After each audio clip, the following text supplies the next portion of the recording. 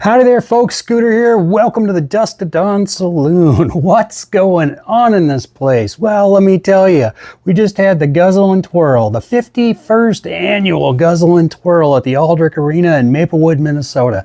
I've been a busy guy preparing for that, so to take a little break from putting these videos together so I could get ready for a show, and it was amazing. I ran into my buddy, the beer collector.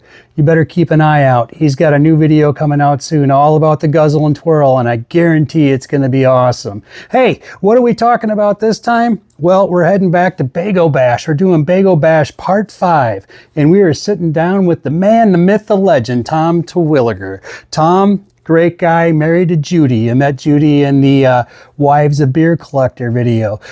Tom and I got to sit down and talk about what he's done, and what he has done is be an auctioneer. He's lived in that world, and I wanted to know the insides and outs of what goes on in those things. What's the stuff I don't know about? Tom sat down with me for about an hour, and we had a heck of a good talk. And then we also got into some grain belt history, which I think I can blame Tom. I always seem to find somebody to blame when I start collecting something. So you know what, Tom, it's your turn. You're the reason I am now collecting grain belt, as well, as if I had enough room to put that on the walls too. Anyway, folks, let's dig into this thing. So pull up a stool, crack a cold one. Let's go talk to Mr. Tom Terwilliger. This was donated by Marion Rosarino right here. Thank you very much. And it's heavy. It's well made. It's custom made. It's made in America. Right there you go. You betcha. All right, here we go. 100 now, 25 now, but by 25, 125, 50, 125, but by 50, 150 here and 75. Now, but by 75, would be 75, 150 here and 75, 175 now, but by 2, 175 now, but by $200 bill. Now, but by 2, 175 and 2. There's 2 now, but by 25, 200 here. Now, but by 25, you're out. 225 now, but by 50, 225, 50, 50 now, but by 50, 250 here. Now, but by 75, 250 now, but by 75 would be 75, 75. Now, $300 bill. 275 now, but by 3. Make it 300 where? 275 now, 3 now, but by 3. 275 and 300 here now, but by 25. 300 now, but by 25. Sure you would. 3. Oh yeah, you would. 300 now, but by 25. Yeah. 325, but by 25. 300 now, but by 25. Would be 25. 300 here, 25. 300 here, but by 25. 325. Anybody else? 325. 325, now but by 300 here, 325, but by 50, 325, 50, now but by 50, 320 with Judy, 350 with Steve, now 75, 375, and now. He's already in it. Yeah, he's in, okay. Okay, we're at 3. Yeah, he's in. At 325, now but by 50. 325, 50, now but by 50, 325, 50, 50, now but by 50, crew by 350, now but by 75, 375, now but by $400 bill, 375, now but by 4, but by 4, make it 400, give me 4, now but by 4, now 375 and 4, make it even money, 375, now but by 4, sure you would, 375, now but by 4, who cares? Right, 375, now 4, you have no limit on your card, 375, now but by 4, 375 and 4, gotta go, there's 4, now 25, 425, but about 50, son of a 425, 50, yeah, 425, but about 50, 50 now, but about 50, 425 and 50, 425, 50, 50, now 75, 75, and now $500 bill, 500, 475, now but by 5, it's only money, you run out, you get more, $500, 475, now but by 5, now but by 5, 475 and 5, 475 and 5, 5, sold at 475. Howdy there, folks. Scooter here. I'm here with Tom Terwilliger. Hey, how you doing, buddy? good to be here, man. I'm so happy we're at Bago Bash. It's the best time of the year, right? Aside from the Hamm show for me. It's it's one of our premier events for the Schell's Border Batch, and just I think one of the best outdoor shows probably anywhere this generation. Where there's been some in the past, like Weekend at Wally's, but this has kind of become one of those things where everybody comes, it's outside, we're having fun, enjoying the weather, and friends hanging out. Bird's nest, friends, food, everything, So today, now my goal with this channel is I want to help new collectors. Sure. And one thing that I fell victim to at one time, I walked into an auction. Well, you used to be Now, what's the proper title? An auctioneer? I was an auctioneer for 4 years, yeah. So can you help me and help out our viewers here to know and maybe learn a little bit more about how auctions work? When did you first get into being an auctioneer? 1991, I went to Missouri Auction School. There's a school for this. Oh yeah, there's several of them. Okay. And a friend of mine that I was in radio, and he was too, and he had an interest in the auction business. I'd never given it a thought, but he goes, "Hey, you and me, we ought to kind of pair up and get in the auction business." And he goes, "Why don't you go to school, come back, teach me what they taught you, and we'll do this." And it ended up kind of being just me after I went to school. Yeah. But yes, there's auction schools. So I went to Missouri Auction School because he thought it was the Harvard of auction schools was their slogan, and it was a great experience. And I got into it in 1991. Eventually started working with another auctioneer that taught me the ropes. There's a lot more to. I don't care if you're talking a 2-week auction school or a 2-year school or a 4-year. You always learn more on the job eventually than you ever learned in school. Sure. And I had a great career, and it was a lot of fun. I really loved working with the public and working the crowd like today And here at Bago we'll show Bash. some of that today on this clip. And having fun with people. I kind of, when I decided to retire, it was partly because, my feet and knees don't take 6-8 hours of standing around on hard surfaces like they used to. Did they go that long, auctions? Sometimes, yeah. Sometimes. I suppose it depends on how much I've sold for 7 or 8 hours straight before without a break. And, I was obviously a little younger, but I mean, I've done that. And the other thing that got me out of it was the internet auction bidding thing, because a lot of that's just data entry and loading up pictures, and I do enough of that with other stuff. And I miss with that, you miss the crowd interaction. Internet auctions have their convenience, and you can bid without being there. That's great. But there's just something about that good old-fashioned auction, like again today, where you're playing with the crowd and coaxing bids and joking and having fun. And so let's start with live auctions. Yeah, it's my first time coming into a live auction. What would I need to know? Well, first, I imagine I register. Well, yeah, okay. So you show up at an auction. You're gonna go get a bidder's number. So you got to register. They're gonna want some ID. They're gonna want to know your phone number, how to get a hold of you, all that stuff. And then they're gonna give you a number, usually on a card. And then you're gonna go out and start looking over the auction items. When the auction starts, the auctioneer is gonna call everybody together, give you the terms of the sale. There's always terms to every auction. It's kind of we're selling it as is, where it is, without warranty, because it's used stuff usually, Sure. that kind of thing. And any other terms, what kind of payment forms they have, do we take cash, checks, cards, that kind of stuff. Just basic things. The big thing that confuses some people when they're newbies to auctions, because you show up, so I'm an auctioneer, and I say, we got this can of hams right here, and here we go, we're going to sell it, 10, 20, 30, 40, sold at $40, whatever, we got 3 cans of hams, and I say, okay, we're going to sell you choice. What is choice? And so choice is, you can pick whatever ones you want if you're the high bidder. So we go again, 10, 20, 30, 40, sold at $40, and we got 3 cans. How many do you want? You say, I want this one and that one. You took your choice. So it's 2 times or 3 times the money because of how many you took. So if I bought it for $40, I'm going to be paying $80 for those 2 cans. 80 or 120, depending on whatever you took. But you get to pick the ones you want. Can I ask you quick, and I'm sorry to interrupt, can folks go look at auction stuff before the auction starts? Most auctions have every place is different? Most auctions will have a preview, or a lot of times with say in a typical estate sale or a farm machinery sale, the preview might just be that morning before the sale. You come, you walk the grounds, look at what's out there, then when the auction starts, it's time to start buying. Okay. What are the other options in buying? Well, the other one is called times the money. So there's 3 things. There's all to go, or one lot, or one money.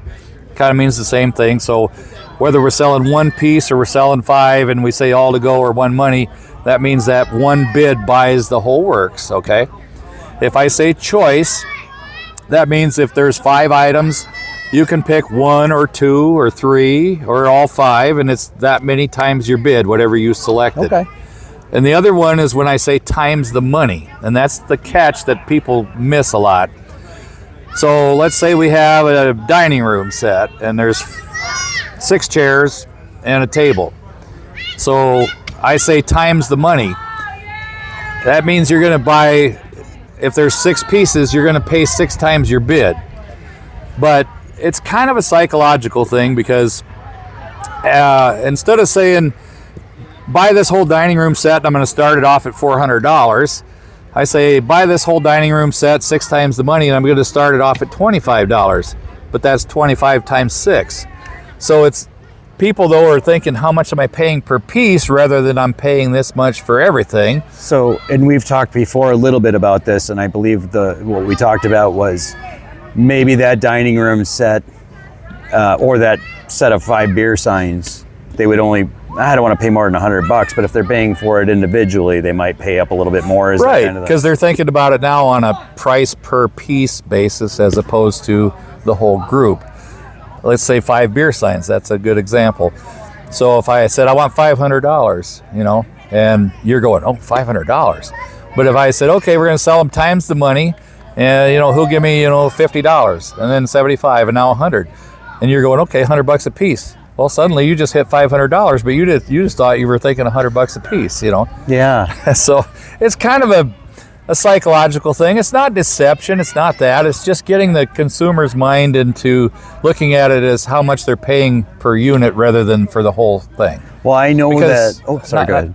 500 sounds like a lot. $100 a piece doesn't, even though you multiply it times 5 and it's the same thing.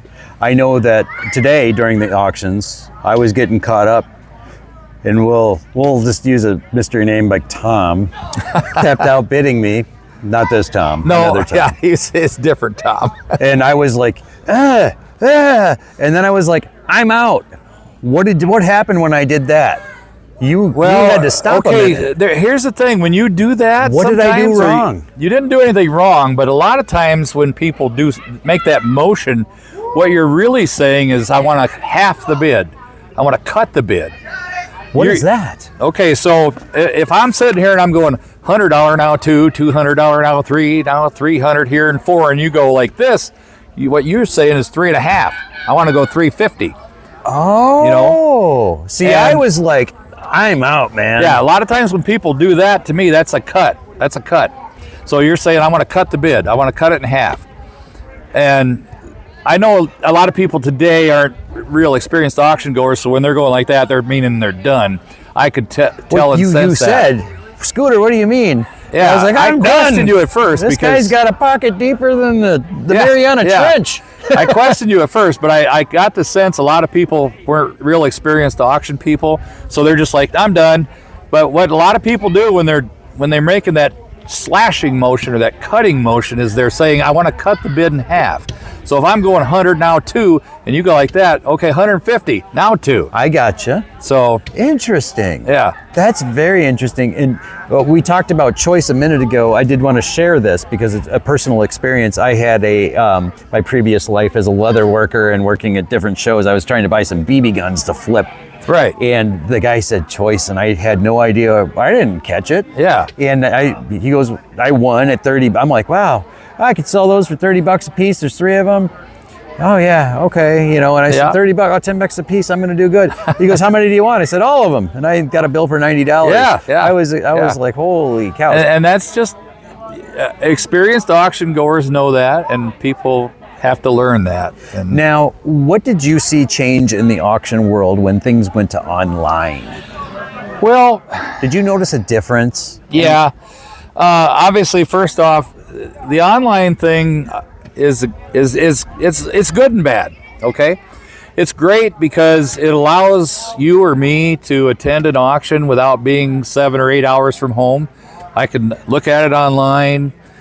I can bid online. I don't have to leave my couch. I can sit right there and, It's convenient. It is. The bad part, I think it takes away sometimes the selling skill of the auctioneer, as I kind of alluded to earlier, where if it's on a computer, I can't coax you like today. You know, there was like, come on, you know, I say something, hey, it's only money, you know, you get more money if you run out. You can be friends after the auction. All these little things we say. We take cash, check, yeah, we card, take your cash. We take it all three of them. You got all the money in the world, you know, just joking around with people. It gets people laughing. Okay, they'll bid another time, you know. The computer can't do that, you know. So if the drive just based on want and stuff is gone, you can't coax that bid over the internet. But the good thing is it's convenient. But I had a lot of my former, you know, buyers, customers, when I kind of got out of the business as a full-time auctioneer, and they come up to me and they go, yeah, you ain't doing auctioning. I said, no, I don't want to do the internet thing. Yeah, I won't even go to or I don't even bid on them. I only go if it's live, you know. I get a lot of that. You know, it's hard to change for some people. It change is a very hard thing. It's already gone to the internet. It's not going to go away from the internet. The people that don't like it are eventually going to, I don't mean to sound, they're going to die off and go away, and a younger generation is going to replace them, and that's all they're going to know. Well, yeah. And so that's where it is. That's the future. But there are the old dyed-in-the-wool people that don't want it. I think it's, like I said, good, and I don't want to even say bad. It's just, it's got its good attributes, and then it's got maybe some negative ones, you know? So I wanted to ask you about this. I've noticed that some auctions on the internet, and I don't know if live auctions do this as well, but it drives me nuts, this one thing. So, like, you know, like eBay. eBay's an auction. It's not the same thing, right? But it is an auction. That clock ticks down and that auction's done. Yep. Now, there's some online auction companies will use the same method, but others use it where if you bid in the last, I don't know, 7 to 10 minutes, it bumps it out another 3 minutes. Now, I understand why, because they're trying to get more money. It's the soft close. You're talking about the soft close. Soft close, that's what it's called. And I just bought a beer sign this week on an auction like that. And so the one I was bidding on, if you bid, then it bumped it up 2 more minutes. And then if somebody else bid, it would go 2 more minutes, and it kept, you know, and I won my item that I was bidding on. The thing that you got to remember, of course, is the auctioneer is not working for the buyer. They're working for the seller. Correct. So the goal is to get as much money as you can for the seller. Which would also increase what they make. It does, of course, and that's why you work on a commission basis. But anytime you have a fiduciary responsibility to your client, who is your seller, your buyer is a customer, your client is your seller. You have a fiduciary responsibility to them to get them the most money for their property. That's your job. That's why they hired you. They didn't hire you to get the buyer a good deal or get the buyer the most stuff. They hired you to make them as much as they could get out of their property. And so that's your job. And so those kind of methods are just there to let the auctioneer use these means to extract more money out of the buyers to get more money for the sellers. And there's nothing wrong with it. It's not immoral. It's not illegal. It's perfectly logical. It's business. It's just business. That's exactly what it is. Every company, person, everybody's out to make the most that they can make in any kind of transaction. So, new guy walking into an auction, Tom, internet or live. What's some advice you would give them to give them beforehand before they start bidding? I would say first off, well, aside from the basics of knowing how a live auction works, or even a soft close online or whatever it is, know the terms of the sale. Read those terms on that internet page. Read those terms, know what they're going to do. Know when your pickup date is and where it's at. Know when the pickup date is, all that stuff. Know if they have to ship it or if you need to go get it or any of that. Once you've been to an auction and you've learned kind of how they work, but the big thing is know what you're buying. Get some knowledge of what it's worth, what it may or may not, you know, it's good attributes, it's positives, whatever you're buying. I mean, know your product. You know, if you're going out to buy a car, you know, do a little research on it, or a boat, or whatever you're buying at an auction. It's just like anything. I don't care if you're buying at a store or an auction. Know what you're buying, so you know what you should pay, and what you might expect, and understand the risks of. A lot of times with auctions, of course, you're buying used stuff, so understand that there could be risks. You know. So one thing I've learned, and we can dive into this a little bit if you'd like. You also work as a professional appraiser. Yes. Okay. So what I've recommended to my viewers and people in my circle is learn your market, learn the area you live. You know, look at Facebook Marketplace, see what stuff's selling for. Yep. Go to eBay, filter by sold, and see what it sells for. I always preface that eBay is a different world. It's a worldwide audience. Do those things. But I believe you can also, I've found auctions that have closed that you can go and see what in your area, and I really stress area, what they sell for. Exactly. That's a regional, locational, you know, I'll use this as a great example. I think Hamm's beer signs, okay? I mean, we like Hamm's here. Hamm's is sold all over the country at one point, but the main focal point of interest for Hamm's, the strongest point, not, you know, but is right here in the Midwest, because that was originally a beer from St. Paul, Minnesota. It's brewed in Milwaukee now. Top 5 brewer in the U.S. But I mean, the really strong interest is in the beer belly of America. Yeah. You know, the Midwest. Yes, there's interest in other places, but the prices are probably stronger here than they are anywhere.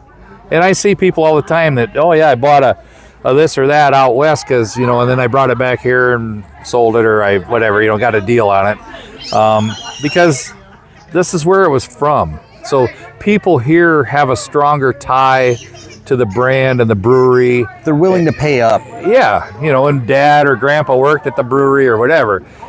People in farther away places, they had other breweries there. So it's not that it doesn't have an interest there, but it's not as strong as it is here. So a regional influence, you know. What would you tell people about, let's talk about like fees. Can you talk a little bit about fees and how it works for both the seller and the buyer, so people understand both sides of the coin? So when I got in the auction business, it was basically, for a typical auction, it was a 15% commission. That was kind of standard around Iowa, southern Minnesota, places like that. And we operated off that for many years. And then it started getting to be, you had to get a little bit more and a little bit more. So obviously today everybody's familiar with the term buyer's premium.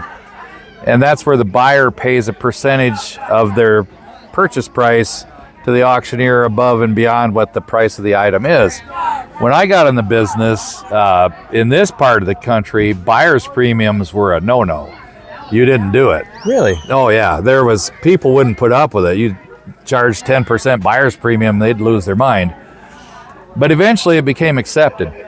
And part of that, I think, was the internet, that, you know, because when you start doing those, you got to get more money to pay for the internet services and stuff. And plus you have card fees. And card fees like and people are more used to that now. 30 years ago, they were not, you know.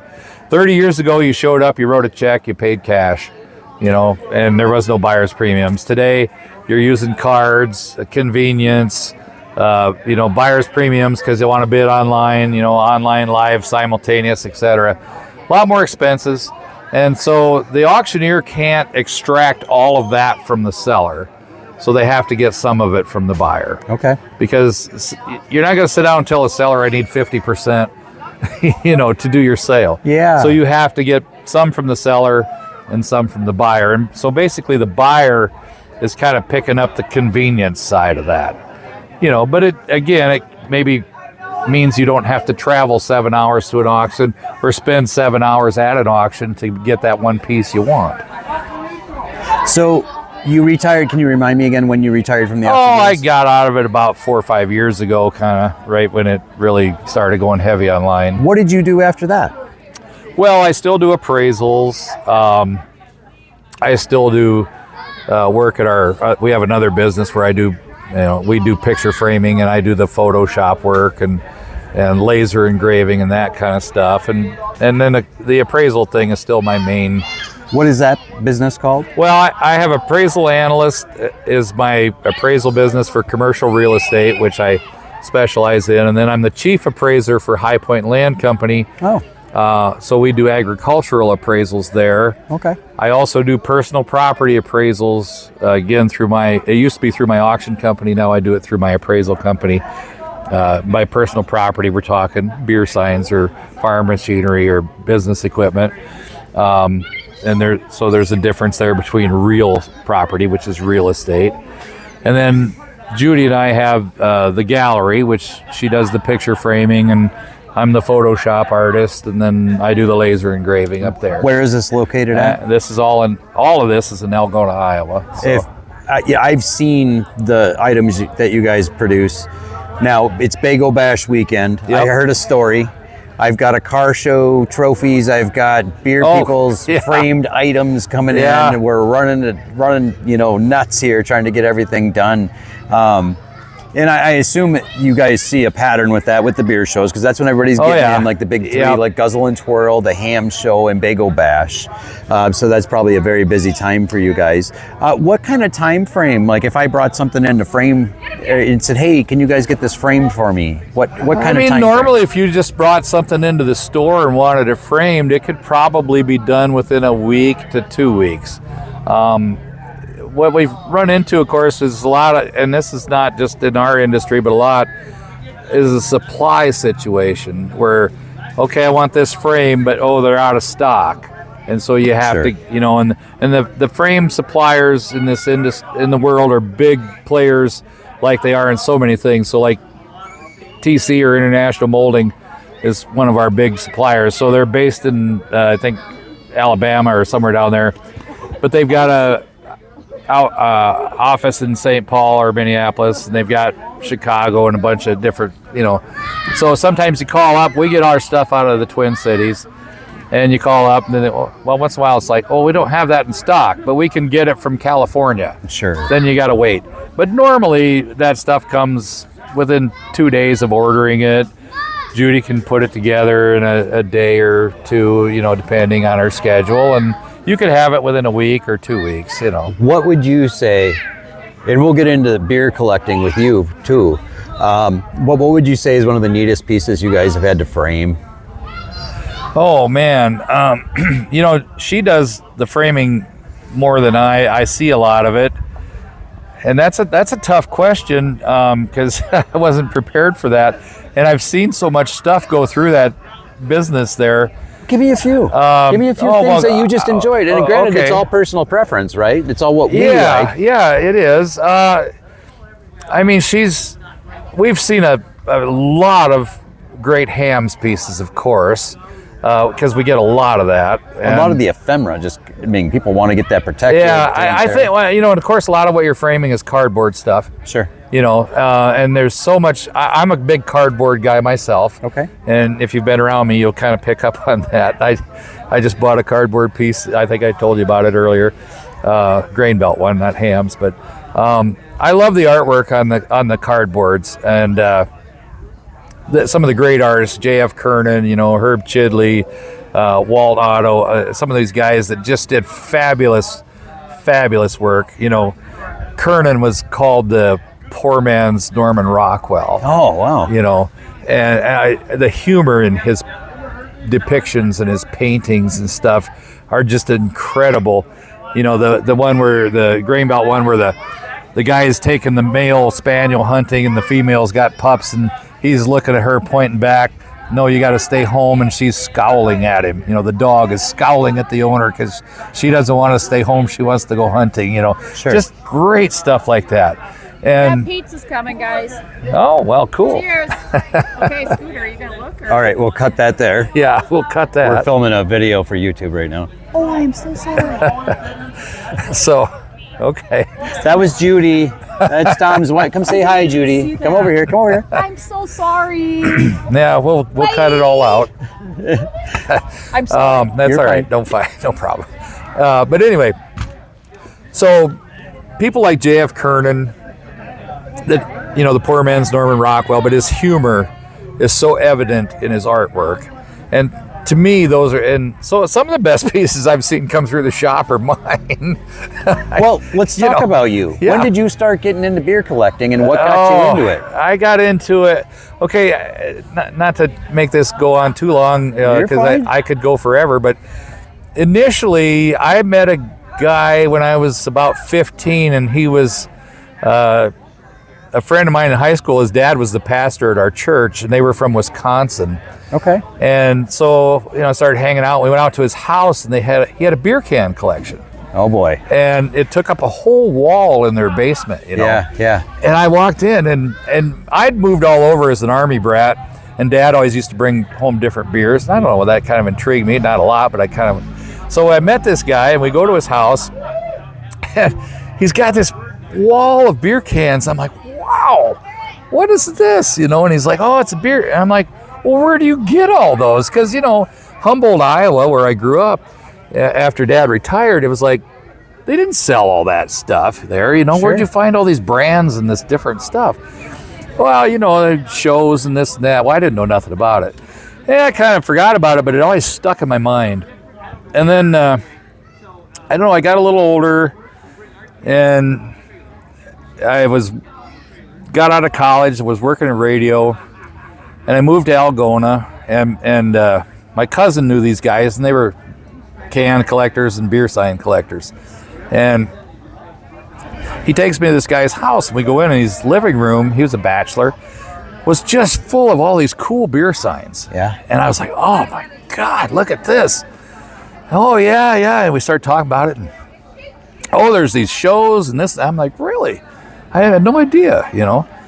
So there was a show at the Schell's Brewery that had been going on for a number of years. And that's in New Ulm, Minnesota. Yep, and it was our chapter, the Schell's Border Batch, which I knew nothing about either. So I went up there in 1991, and I walked in, and it was in the old tap room, and there's stuff, and I'm like, wow, this stuff's for sale, you know? Of course, I was working in radio, so I didn't have a dime, you know, but I had a $5 bill anyway. But this guy had a Leinenkugel's tray with the Indian maiden on it. Oh, you know? yes. And it was just a cheap one, the white one, you know, it was no, and this was, like I said, many moons ago. And I picked it up, and I'm like, wow. And I look at the guy, and I said, how much for this? And he goes, $5.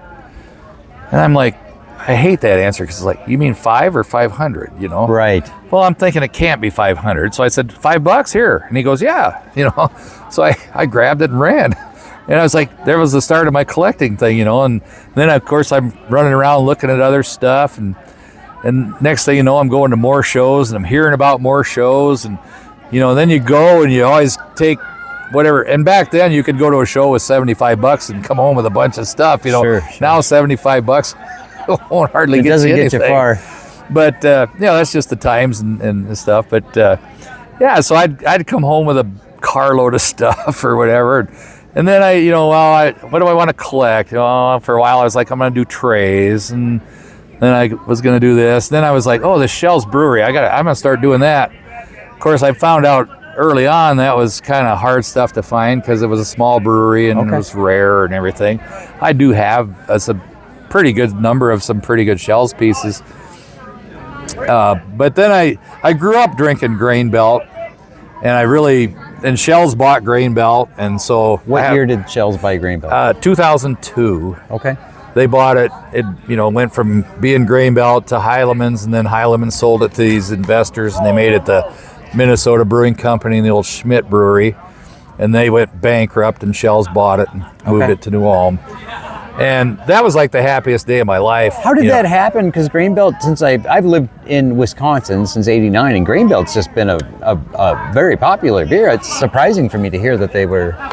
Well, in the '70s,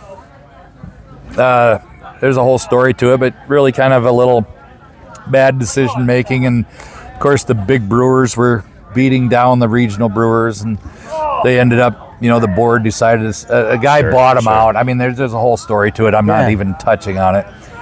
But they sold out. Heileman's ended up with it. And then, of course, that kind of crushes the distributor chain. So now that's all going to the Heilemann old style distributor people, you know. And they had it for a number of years. And then I don't know the whole backstory, but like these investors wanted to buy the Schmidt brewery.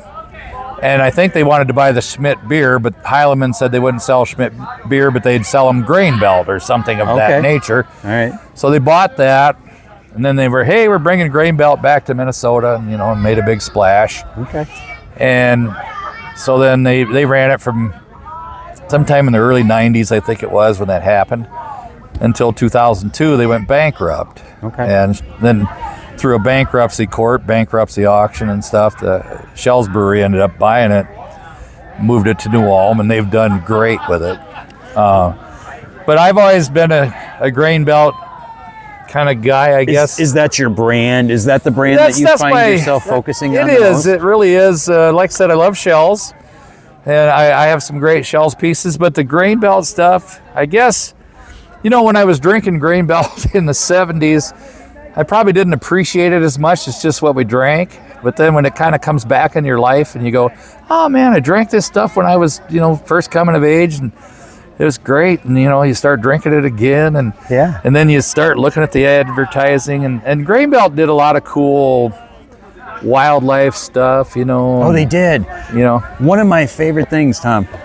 I was at the Guzzle and Twirl. Or no, I'm sorry. It was the Hamm's parking lot show this spring. Oh yeah. And I said, "What is this poster?" Well, it's the girl in the barley field. Oh, that's fabulous. And folks, this poster, if you haven't seen it, it's this gal. When was the poster originally made? It was made in the 30s, and it was considered so risque that they demanded it be pulled back, and they kind of recalled it and wouldn't allow it. And it's just a gal sitting in a barley field with a. Again, we were talking about all kinds of double entenders and stuff earlier over on the deck over there, but the girl's actually laying in a barley field, with a piece of barley in her mouth. Yeah.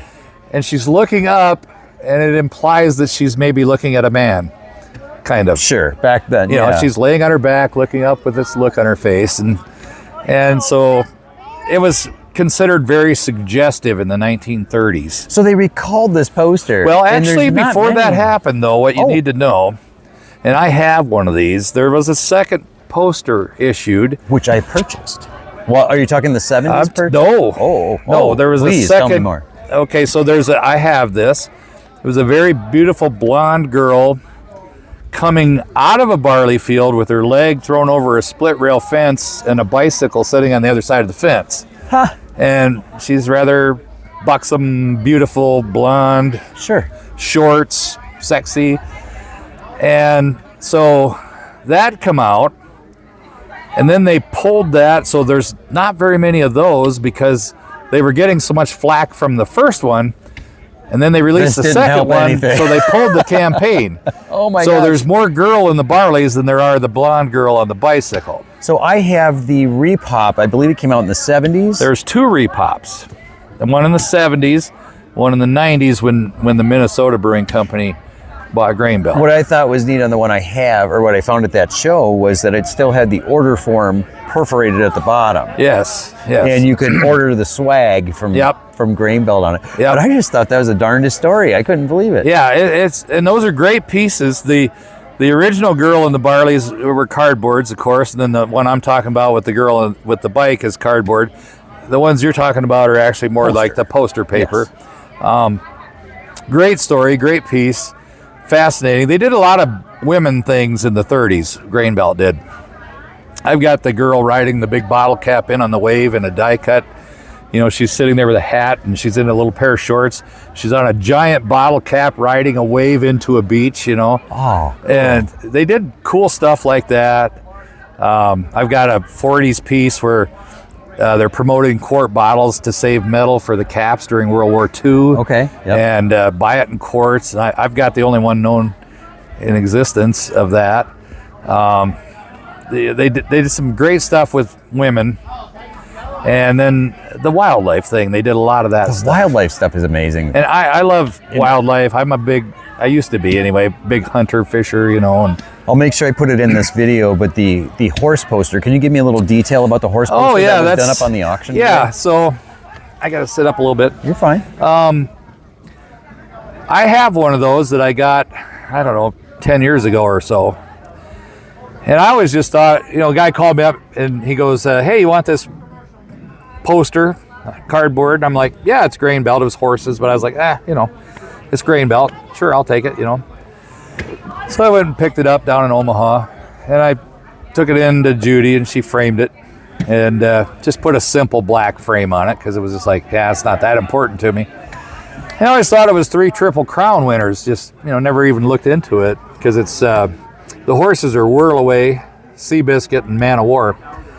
And then we picked one up for the auction here, and I thought, I want to make a frame and make it special and kind of tell about these horses. Oh, you guys built the frame for that? I did the frame and lasered it, yeah. Oh, I thought, okay, I had no idea. No, that's not a frame you'll get on any of those. All right, good to know. Yeah, and so, interestingly, that Bill Stein thing we sold today, I got that guy's sending his piece back, and I'm going to build a frame and laser information about that on there, but that's a different topic. But anyway, so I started doing some research about the horses, and like I said, I assumed they were all just Triple Crown winners, famous horses. Well, they're not. Only one horse in that picture won the Triple Crown, which was Whirl Away. But there's a reason back in that day when there was no NASCAR. That was it didn't even exist yet. Indy racing was still in its infancy. Horse racing was huge in the 30s, 40s, even 50s. Still big today, but I mean, it was bigger then. You know what I mean? Sure, I get you. And so those 3 horses have a connection, and it's a family connection, not from owners, but through the generations of the horses and stuff. So Man o' War was the oldest one. Man o' War skipped the Kentucky Derby, his owners did, but he won the Belmont and the Preakness. But he sired Hardtack, who then sired Seabiscuit. Okay, so Seabiscuit had a record deal and beat a horse at Pimlico, which is where I think the Preakness is, and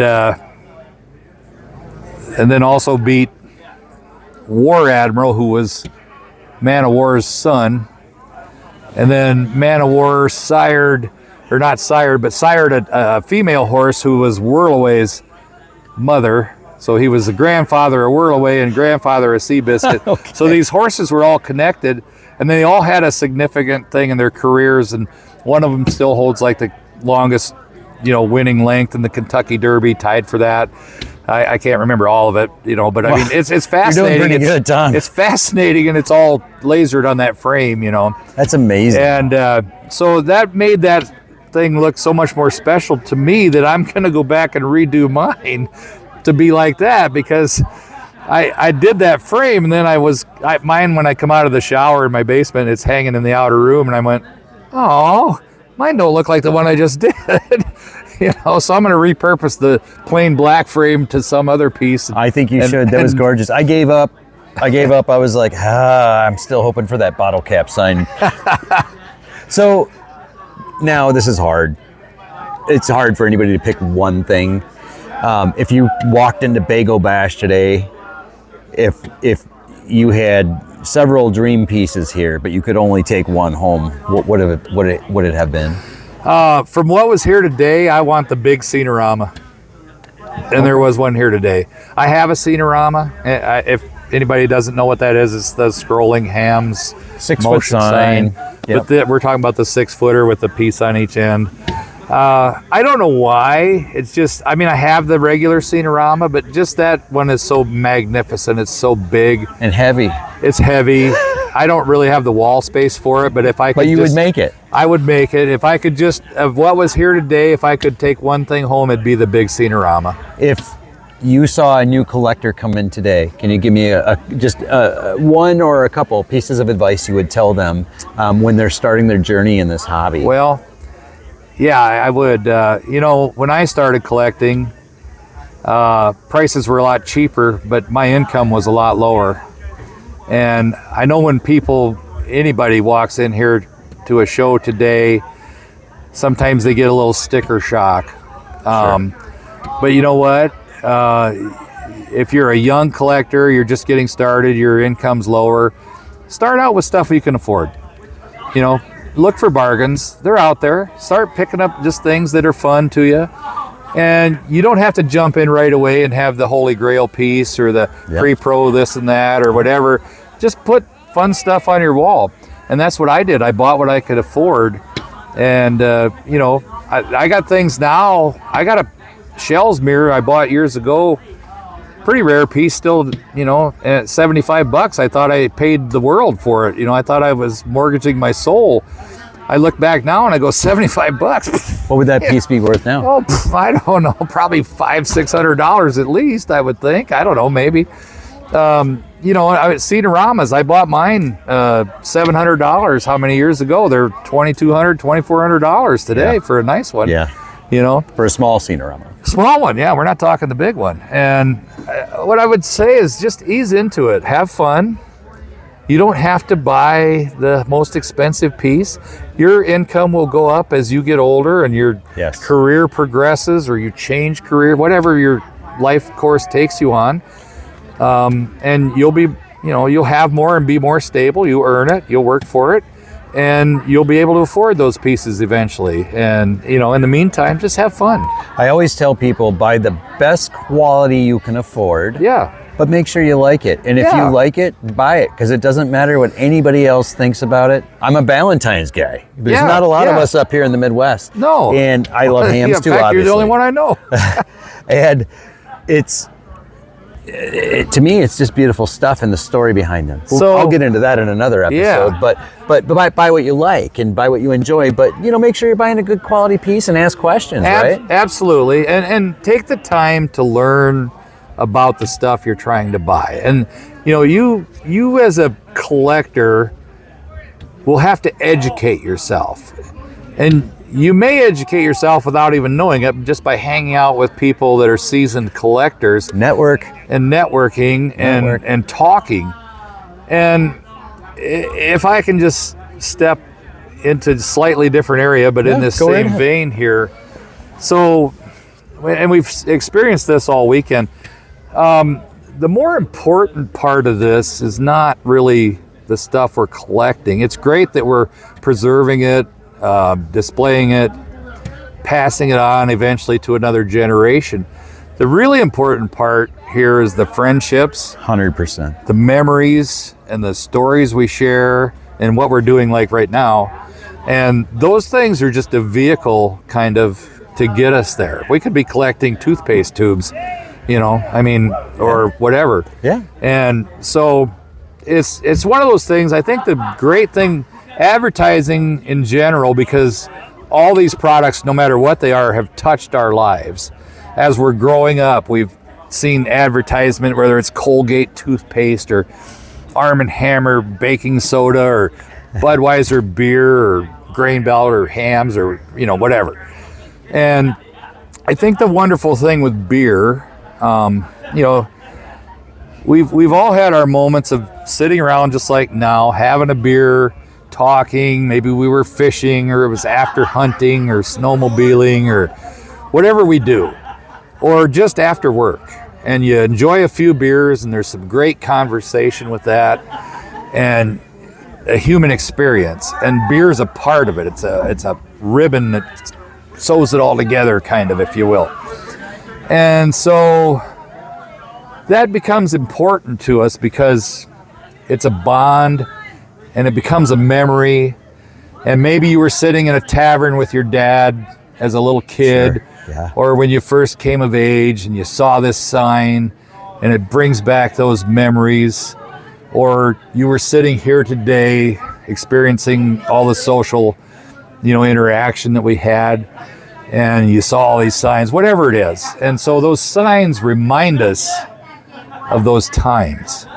And I can sit down in my bar in my basement by myself and look at the signs on the wall and say, oh, I have a beer, and God, I remember when I was talking with my dad or fishing with my dad or talking to you or Big Bird or Steve Miner, or we were out going to dive, whatever, you know, it conjures up memories and emotions and feelings and just the things that make life great, you know?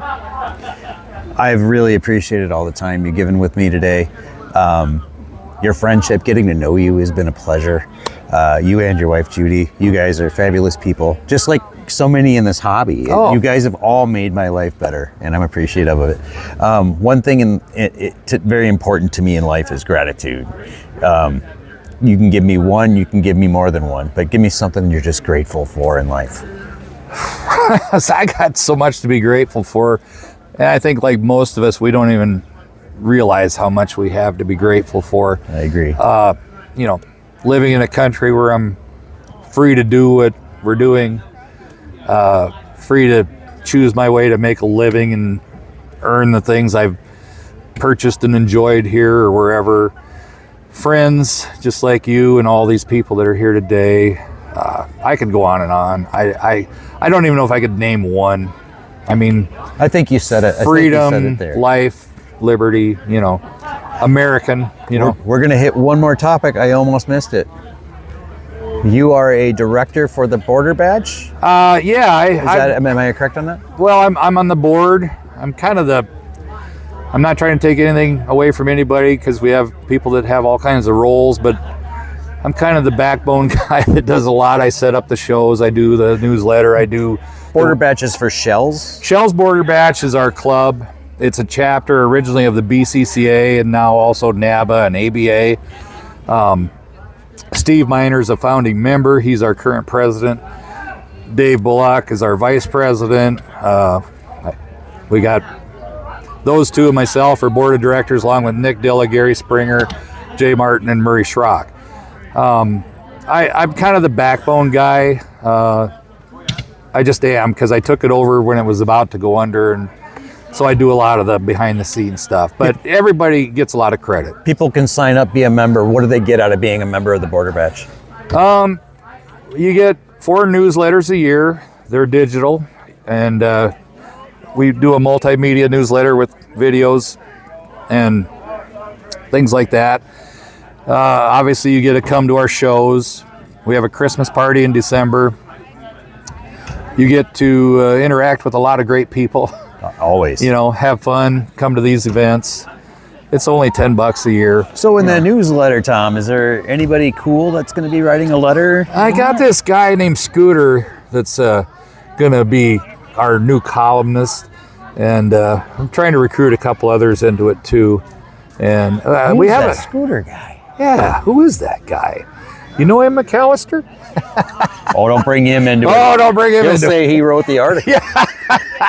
Yeah, of course. I was in, Tom and I had a conversation yesterday about helping out with some articles, and I told Tom, for me, diving into beer history, it's one of my favorite things, and I'm very grateful that you approached me about that, and I'm very excited. I'm excited to see your columns. When's my first deadline again? It's coming up here in October, so I got to get something going. You'll have to get working on that, but you know, they're fun to do. I just was trying to bring in some new blood because I don't want the newsletter to be the Tom Terwilliger newsletter. I want it to be the Schell's Border Batch newsletter, and plus have other people's thoughts other than mine, and I think you'll be great. I'm excited. I'm very excited. I can't wait to talk to you more about it. We're going to wrap up. I got a couple more people to talk to tonight. Sun's going down. Got to move quick. Folks, I hope you enjoyed this interview, Tom. Hey, I love talking to you. Thank you for your story. And we're going to have to dive deeper on some of these subjects. I think I want to do a little bit deeper on grain belt with you sometime. Oh, anytime. Anytime. All right, folks. Well, it's that time of the show. We're going to move on to the final toast. We'll see you back in a minute. Thanks, Tom. You bet. Prost. Hey everybody, welcome back to the saloon. Man, it was great to sit down and talk to Tom. I just absolutely love that guy. Both he and his wife Judy are great people. And this is like the first time that Tom and I really got to sit down and talk, and I got to learn and hear his story, and man, I just love it. Life of an auctioneer. Just cool stuff. And the grain belt stuff. I told Tom after this, we're going to sit down and we're going to do a separate interview all about grain belt. I want to learn because I don't know a lot about their history. And if there's a guy to ask, it's Tom. Hey, thanks for watching the whole thing. I really appreciate it. As always, I ask of you, please click like on YouTube on this video, please share that YouTube link. Please give it to your friends. Tell your friends about the channel. Let's build this army of beer collectors, and you know, we can make this thing grow and reach more people and help as many people as we can. You know, I just love this Bago Bash series. It's been just an absolute blast. The next episode we got coming up is going to be with David Gorham, Mr. High Life, and he is a hoot. If you haven't met Dave in person, I'm telling you, he's one of the good ones, and he will make you crack a smile. There's no way you can get out of conversation with that guy without having a smile. All right, folks, time for that part of the show that I always love, and it's the final toast. And this one goes out to you. At the Guzzle and Twirl, I had so many people come up and talk to me about the videos, and I want you to know how much I really, really appreciate it. Your feedback means the world to me. Everything you guys shared with me, I just loved it. I saw happy faces. That makes this worthwhile. You know, I spend a lot of time on this stuff, and I just enjoy doing it, and you guys liking it is a big deal to me. So thank you. This one's out to you. Thank you to all you great fans that have supported me on this so far. We got a little army. It's growing. I appreciate it. Cheers to you all. We'll see you on the next one. Thanks, everybody.